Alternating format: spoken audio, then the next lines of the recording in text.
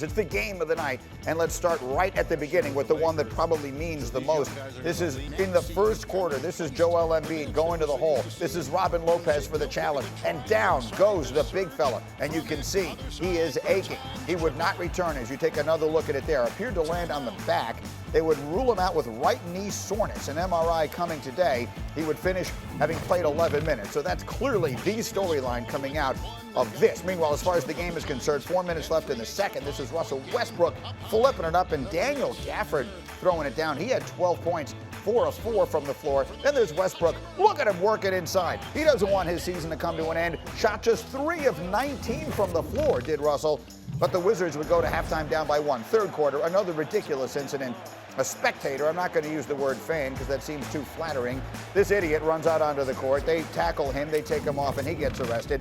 Then halfway through the fourth quarter, Wizards up by 2. Keep an eye on Gafford again. No Embiid in the paint makes a big difference. He was 4 for 4 from the floor. Sixers hanging around. 3 minutes to go. Down by 2. Seth Curry. Yes, he had 10. Tied at 108. Wizards up by 3, under a minute to go. Want to keep their season alive. This is Rui Hachimura. There will be no sweep. Wizards win it 122-114. Series now 3-1 in favor of the Sixers, headed back to Philadelphia. So, as I mentioned, 2 losses for them last night. One of them in the game, and the other, that man, Joel Embiid. It goes without saying, it makes a huge difference. Philly 39-12 when he played this year, 10-11 when he didn't. That 39-12 marked the best record by an individual player this season who played at least 1,000 minutes. And Jay Will is here, the J from KJZ on ESPN Radio and his spinning basketball. Okay, so Joel Embiid banged up. How big a deal is this? I'm not worried about Joel Embiid. It's not a big deal at all.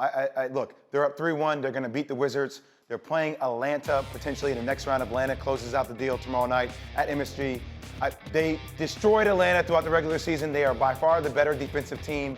Philadelphia will have no issues. I'm not worried about them until they get to the Eastern Conference Finals. It's a cakewalk, basically. Yes, cakewalk to the Eastern Conference Finals. So the answer to the question, how big a deal is the Embiid injury, is not a big deal at all. So let's talk about an injury that is a big deal to a different big man, Anthony Davis. That's a significant one. What does LeBron have to do tonight to get the Lakers a win if the big man can't play? We need to see the reality version of Space Jam 3. Space Jam 3 hasn't even come out yet, right? We're waiting for Space Jam 2. But what did LeBron James do in Space Jam 2? He took Bugs Bunny, he took Marvin the Martian, he took all these characters and he elevated their level of play. Tonight is a massive game for the legacy of LeBron James. You know why? The constant debate we always have, Greeny, does LeBron beat Father Time? He's always eluded Father Time. He's dominated Father Time. Now is the question, at 36 years old, can he have a signature performance in the playoffs?